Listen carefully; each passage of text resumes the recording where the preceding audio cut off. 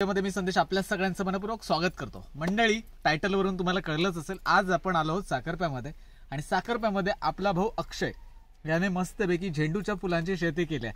खरं तर कोकणात बरेच तरुण मुंबई पुण्यासारख्या शहरात जातात, त्यांना तिकडे रोजगार मिळतोच, पण आपल्या गावी राहून काहीतरी वेगळं करायचा प्रयत्न नेहमीच अक्षयचा राहिलाय। या अगोदर आपण त्याचं पिझ्झाचं स्टार्टअप किंवा मग फास्ट फूडचं स्टार्टअप आपण दाखवलेलं, पण यावेळी आपण परत एकदा साखरप्यात आलो होतो। अक्षयने सहज सांगितलं की बाबा मी झेंडूच्या फुलाची शेती केली। अरे म्हटलं वा, तू गावी राहून फक्त या सगळ्या गोष्टी नाही तर गोष्टी करतोस, ते ऐकून भारी वाटलं।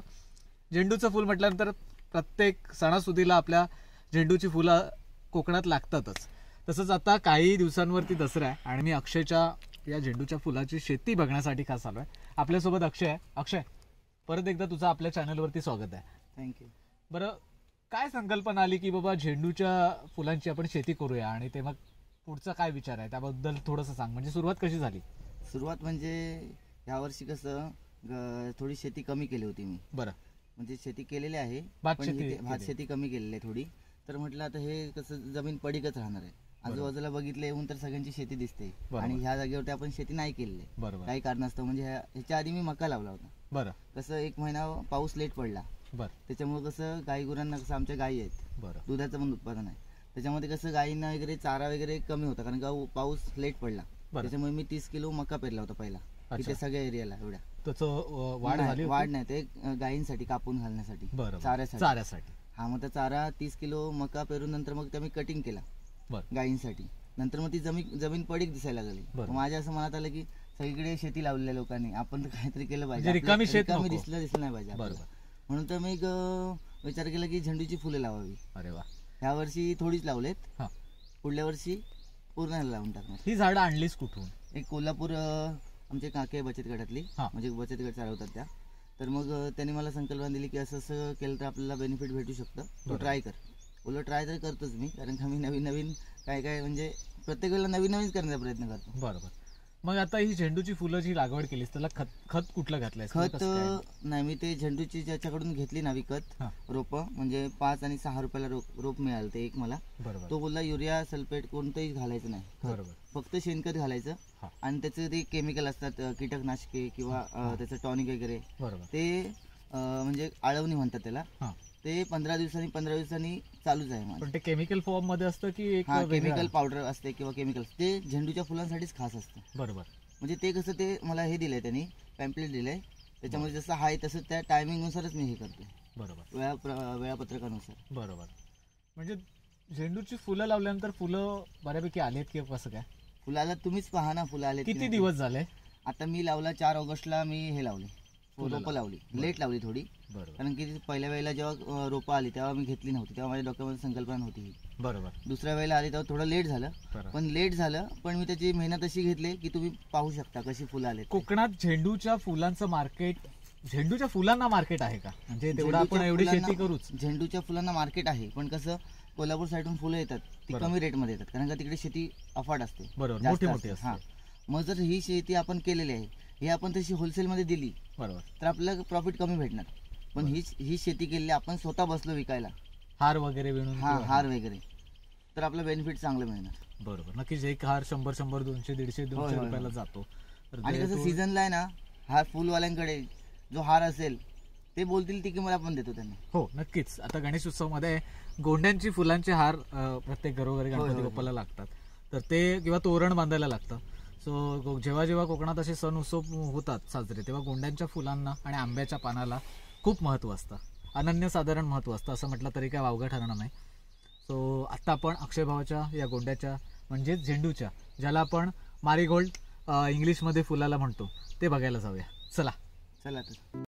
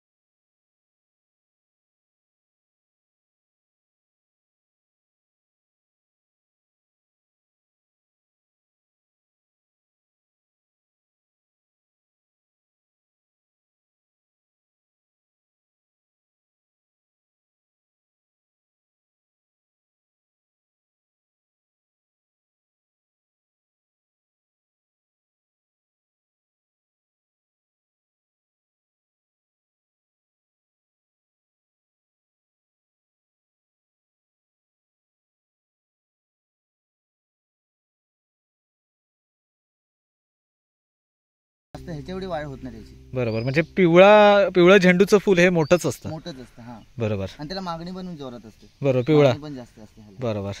आणि दोन्ही पण सेम रोपं लावली मी. हा.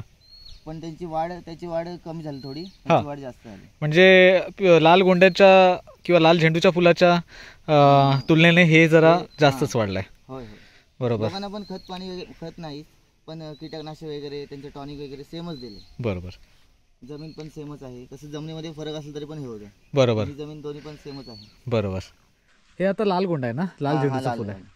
बरं, हे थोडंसं छोटंच आहे ना. हा, याची साईज छोटी, थोडं ह्याच्यापेक्षा मोठं होईल आता ते. बरोबर. कारण का परवा पण मी एक 40-45 किलो काढली दोन्ही ह्याच्यामधली. 40-45 किलो? हा, घटस्थापनेला. अच्छा, तेवढा मालाला रिक्वायरमेंट होती. साखरप्यामध्ये जेवढी माझ्यापर्यंत स्वतःला विकता येईल तेवढी विकली मी. आणि बाकीची मी रत्नागिरीमध्ये पाठवून दिली. रत्नागिरीचा मित्र आहे, तो पण सेलिंग करतो. अच्छा, त्याला पाठवून दिली. अरे वा. म्हणजे याच्यात एक सीझनल म्हणतात ना तसं उत्पन्न घेऊ शकतो. हा, सीझनल. आणि कसं माहिती आहे, आता मी ही फुले काढली समजा आज, तर आणखी 4 दिवसांनी परत हाच भर येणार. अच्छा, म्हणजे काढणी झाल्याच्या नंतर पण फुलं लगेच येतात. हे मी काढले इथून, हे काढलेले आहेत. जसं आपण एक फुल काढणार त्याच्या बाजूला दुसरं फुल त्याला येणार. आणि आता समजा आपण दसऱ्याला आहे ना, थोडी लांब देठाची फुले लागतात. कारण का नवं तोरण बांधतात ना. बरोबर. दरवाजाला वगैरे, त्याला ती लांब देठावाली लागतात. पण लांब देठामध्ये आमचं कसं नुकसान होतं माहितीये, लांब देठाची आपण काढली एवढी समजा, तर मग त्याचे हे असतात ना, कळे असतात ना, ते पण निघतात त्याच्यासोबत. बरोबर. म्हणजे एका फुलामागे 3 ते 4 फुलं आपली वेस्टेज जातात. बरोबर. त्यानुसार आपण मग रेट पण त्याची जास्त होणार लॉंग रेटाची. अच्छा, असा विषय आहे. बरोबर.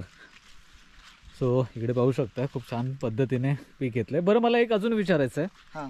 हे झालं आता सीझनल. बरं, हे पीक घेतल्याच्या नंतर, हे तर आता दसरा झाल्याच्या नंतर फार तर डिसेंबर पर्यंत फुलं येणार. बरोबर. पण त्यानंतर काय विचार केलाय? त्यानंतर विचार केला आहे की कोळी वगैरे आपल्याकडे होतो चांगला प्रकारे. तर माझा विचार आहे, हे फुलाचं पीक झाल्यानंतर आहे ना, सगळे एवढे 10-15 मळे आहेत ना, त्यांना कुळदाचं पीक घ्यायचा विचार आहे. बरोबर. कारण की गावठी कुळदाला मागणी भरपूर असते. बरोबर.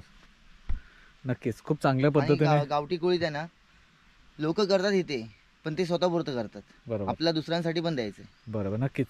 कसं आपल्या इथून मुंबईला वगैरे राहतात लोक, त्यांची पण मागणी असते की गावावरून येताना कुळदाचं पीठ वगैरे, तर आपण ते त्यांना देऊ शकतो आपण. बरोबर. सो मंडळी बघा, खूप उत्तमरित्या कोकणातल्या गावी राहणाऱ्या तरुणाने हे काहीतरी स्तुत्य उपक्रम केलाय.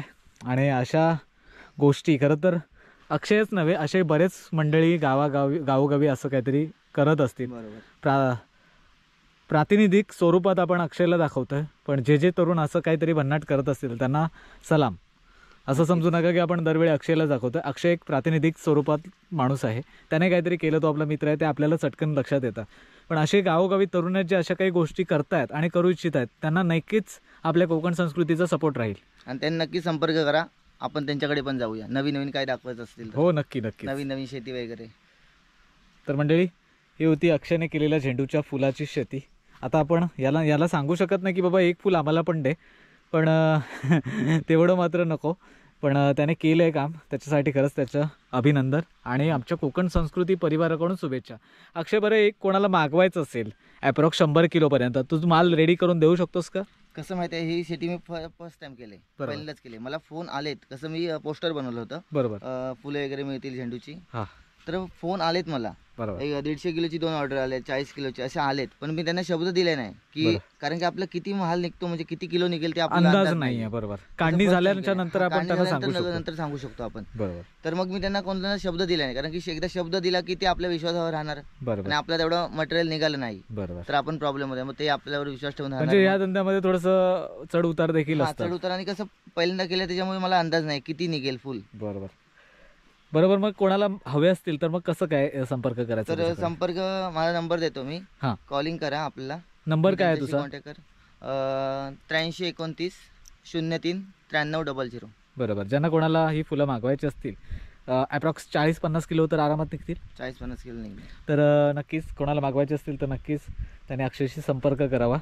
पण कोकणातल्या तरुणाचा हा काहीतरी नवीन उपक्रम. बरेच जण आपल्या बांधाच्या शेतावर वगैरे लावतात स्वतःच्या घरापुरतं, पण आज अशी काहीतरी झेंडूच्या फुलाची शेती होऊ शकते हे अक्षयकडून माहीत पडलं. आणि खूप छान आहे, स्तुत्य उपक्रम आहे. बरं, 1 किलो झेंडूच्या फुलाचे काय दर आहे सध्या मार्केटमध्ये? 1 किलो सध्या आता 120, आता थोडं डाऊन झालाय. गणपतीच्या सीझन मध्ये 200 रुपये किलो होता. बरोबर. आणि कोल्हापुरातून येतं ते 60-80 असं होलसेल मध्ये येतं. बरोबर. आणि इथे आपल्याकडून 120, 130, 100, 200 पर्यंत पोहोचतो. दसऱ्याला 200 पर्यंत. बरोबर. दसऱ्याला पोहोचू शकतो ना. रेट वाढणार. बरोबर. 100%.